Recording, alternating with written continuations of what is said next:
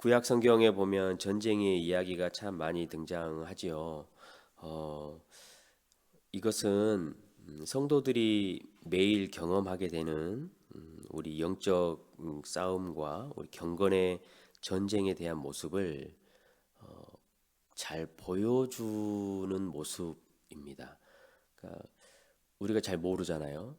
하루를 살아갈 때 우리가 보이지 않는 우리 경건의 훈련과 싸움들이 어떻게 이루어지는지를 모르기 때문에 구약 성경의 전쟁의 이야기들을 보면 이런 것이 이런 싸움들이 있고 이렇게 진행되겠구나라는 것을 우리는 알 수 있습니다.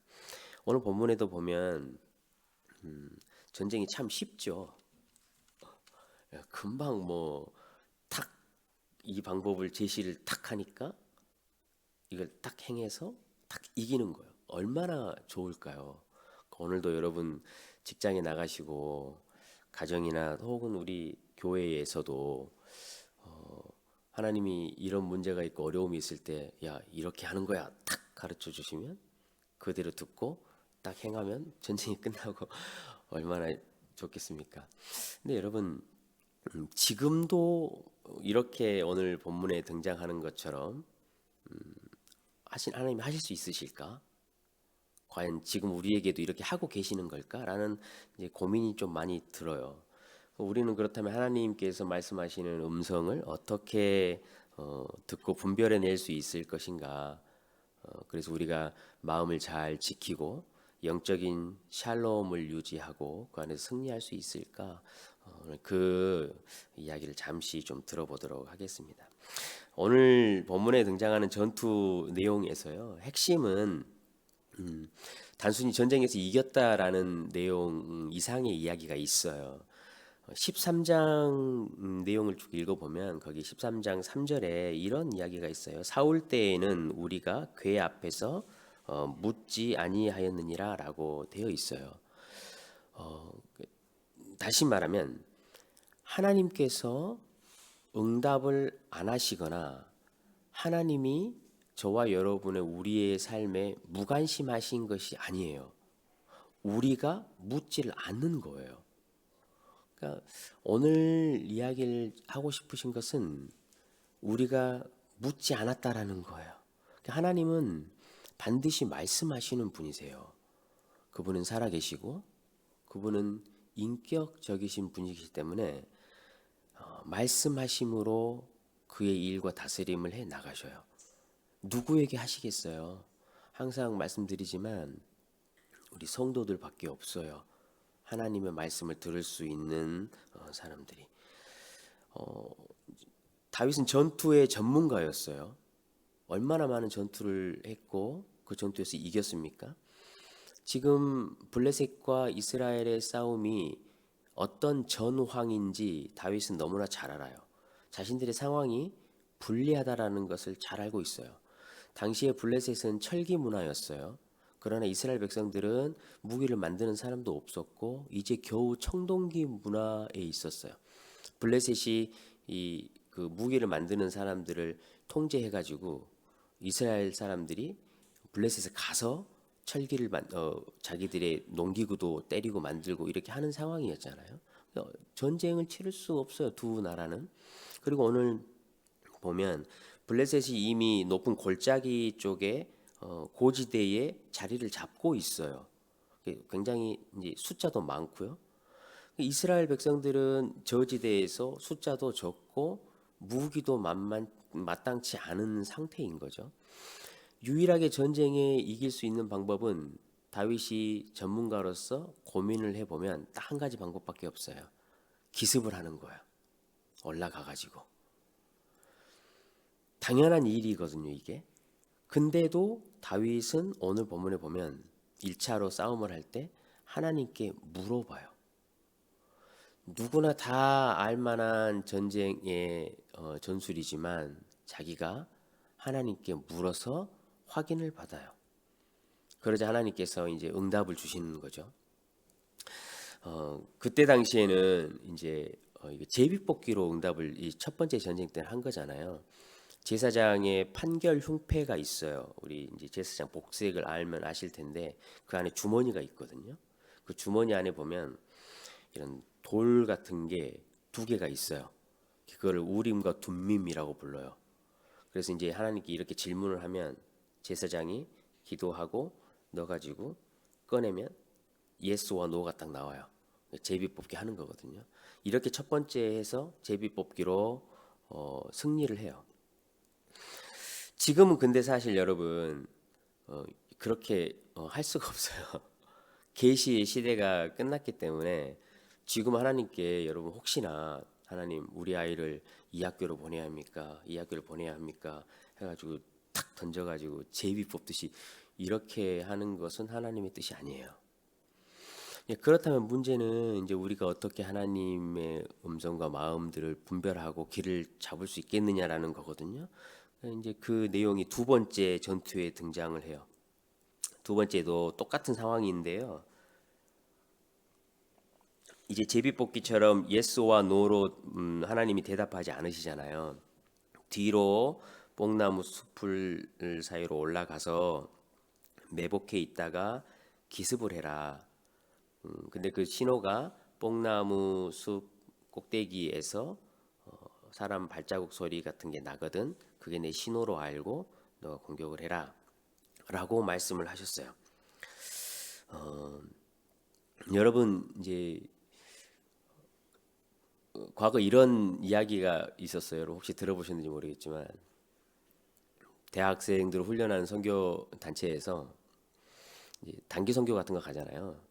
단기 선교 갈 때 이제 선교 가야 할 지역을 이렇게 골라오라고 선정을 해 오라고 이제 가르치거든요. 근데 한 학생이 그 마감 날이 됐는 데까지도 도저히 어느 나라로 단기 선교를 가야 될지를 알지 못해가지고 진짜로 밤새 고민하다가 그 다음날 제출할 때 카트만두라는 네팔의 수도를 적어서 냈어요. 그래서 물어봤죠. 왜 카트만두로 가려고 하느냐. 그러니까 이 학생이 뭐라고 대답하냐면 어젯밤에 잠을 자는데 꿈에 자기가 만두를 먹는 꿈을 꿨대요. 그래가지고 이게 하나님께서 나에게 주시는 음성이고 뜻이다. 그래가지고 정말로 카트만두라는 곳에 가기로 그 내용을 썼다라는 이야기가 여러분 이게 농담 같잖아요. 근데 우리는 하나님의 뜻을 분별할 때 그런 식으로 할 수도 있어요. 그게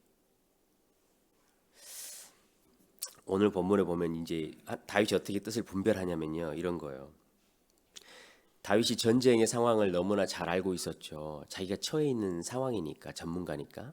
근데 그 상황을 하나님 앞에 두고 기도의 시간을 가져요. 그냥 한 번에 탁 해서 탁 나오는 게 아니에요. 그냥 가만히 멍하게 앉아 있다가 뭔가 하나님이 탁 주신 것을 기대하고 그것으로 결정하는 게 아니었어요. 자신이 처해 있는 상황과 자신이 지금까지 경험해오고 했던 그 모든 것들을 동원해서 하나님 앞에 고민하는 거예요. 하나님, 지금 제가 이러이러한 상황인데 어떻게 해야 될까요? 하나님 도와주십시오. 어떤 게 옳겠습니까? 라고 하나님의 인도를 구하면서 여러분 기도에 매진하는 거예요.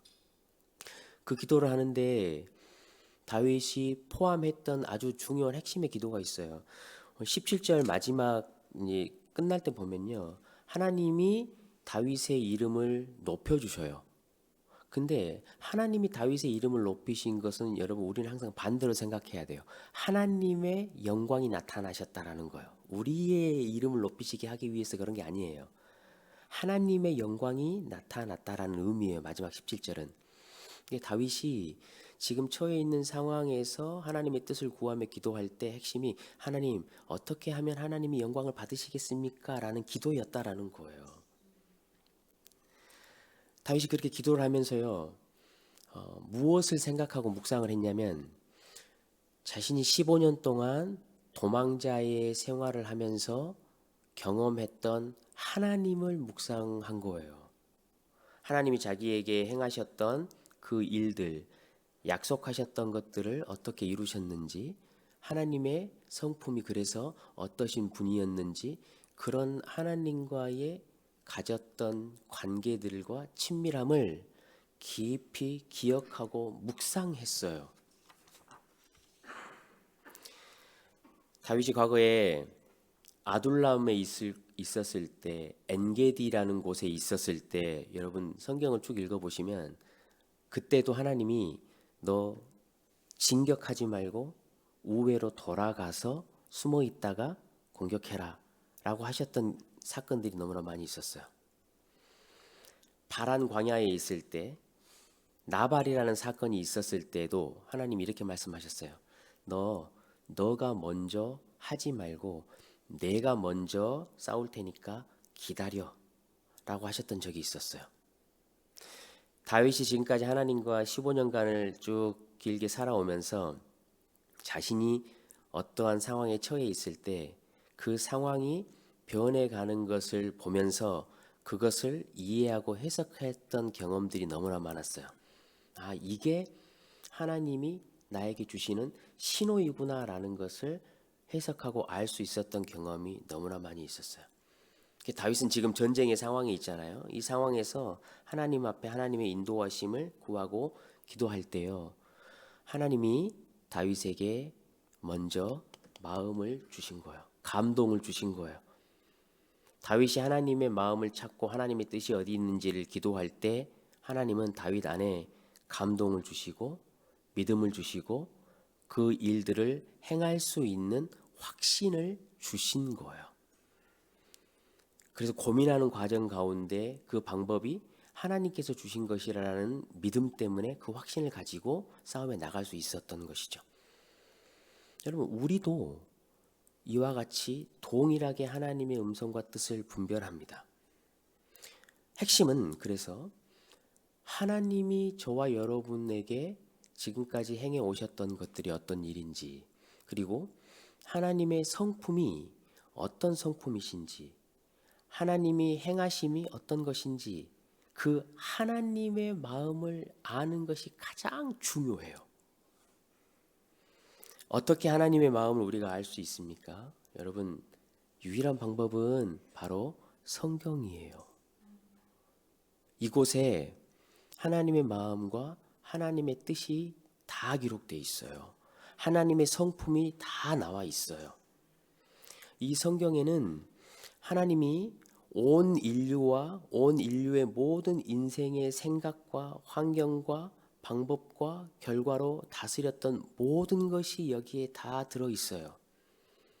그렇기 때문에 성도 여러분, 하나님이 주신 이 성경을 주야로 묵상하고 정말로 여러분의 제2의 본성과 같이 되도록 이것을 먹고 또 먹고 또 먹고, 내가 주어진 딱 그 상황에 처해졌을 때 하나님이 어떻게 생각하실까?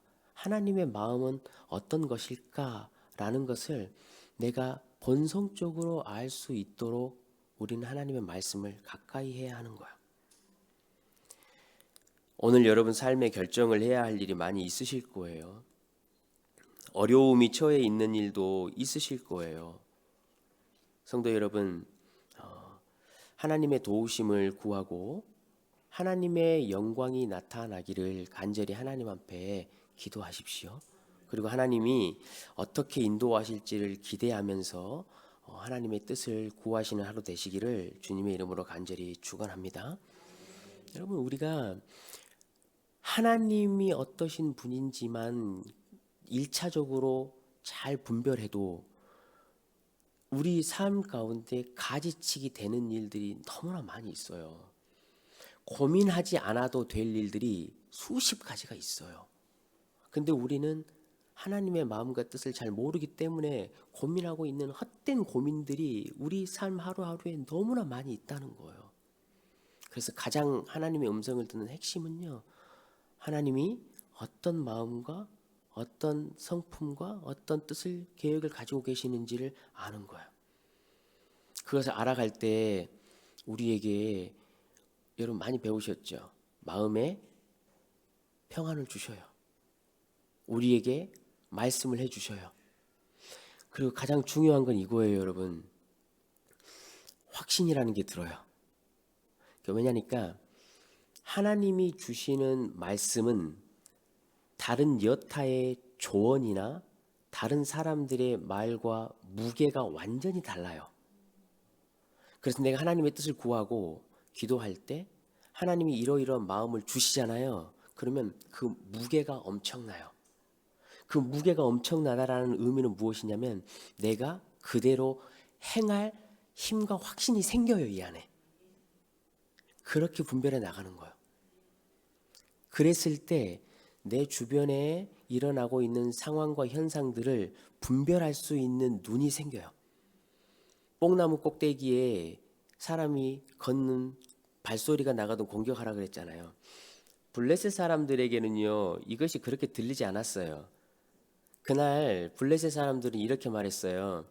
오늘은 바람이 참 많이 부네. 오늘은 이상하게 바람이 많이 불어. 그러나 다윗에게는요, 그것이 하나님의 뜻으로 분별이 되는 거예요. 우리도 마찬가지예요. 하나님의 음성을 우리가 듣고 분별해 나가는 과정에 반드시 그게 있어요.